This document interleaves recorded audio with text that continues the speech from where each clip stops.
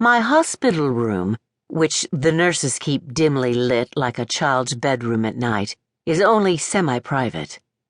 I share it with Opal Harper, who, although suffering some form of dementia, seems to understand that my mother was Harriet Wolf, winner of this literary award and that genius grant, the Guggenpulitzheimer, as I've come to call it all.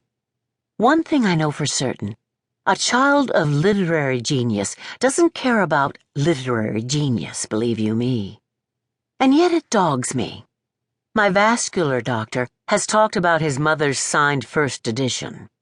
2 nurses have mentioned how interesting it must have been to be raised by a famous reclusive writer. And now, for the 5th or 6th time, Opal Harper wants to discuss my mother's works, despite the fact that one side of her face is rigid with paralysis. Amid the gentle beeping of the machinery and the burbling of nurses in the hall, she says, "Have I told you how much I love Daisy Brooks and Weldon Fells?" The strange grip of her half-paralyzed jaw compromises her consonants. "Yes," I say, "many times." "But have I told you that I was such a lonely child?" she says. "I was raised by an elderly auntie who loved cats and books. The books saved me. I don't care for cats." Here she goes on to recount the childhood, which I'll give her was bleak. She was raised outside Tulsa. She had to stuff her bra. Her auntie didn't pick her knits, and so, for a solid year, her head was infested with lice. But as she talks, I sit in my bed replaying the little speech I have given the rabid Harriet Wolf fans over the years. Die-hard readers, reporters, graduate students, professors, and the oddly wistful women of the Harriet Wolf Society. All of them rank with desperation. It goes something like this. Don't you have lives? Don't you have an issue with your own mother that needs working out? Don't you have a terrible marriage to abandon?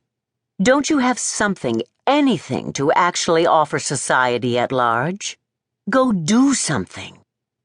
I modify this slightly for the neighborhood children who come round while writing school reports, brazenly knocking on our front door. But Opal Harper is unwell. If she died after such a speech, would I forgive myself? She says Daisy and Weldon saved me. Daisy was so lonesome, too, so unloved, and yet I loved her for it. I wanted to be her. Sadly, I know what she means. It has occurred to me that Daisy Brooks, my mother's heroine throughout her 6 novels, wouldn't have let a man like my ex-husband George leave her.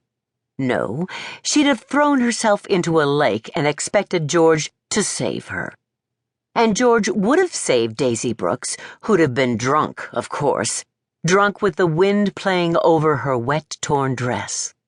They'd have fallen in love again while eating the flowers in the garden, the ones you can eat without dying, and yet again while trying to lure the evening bats by popping tennis balls up into the sky with their wooden rackets.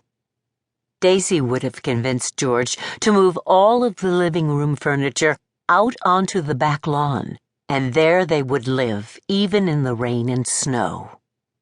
But those things only work in my mother's books. I don't like fictional stories.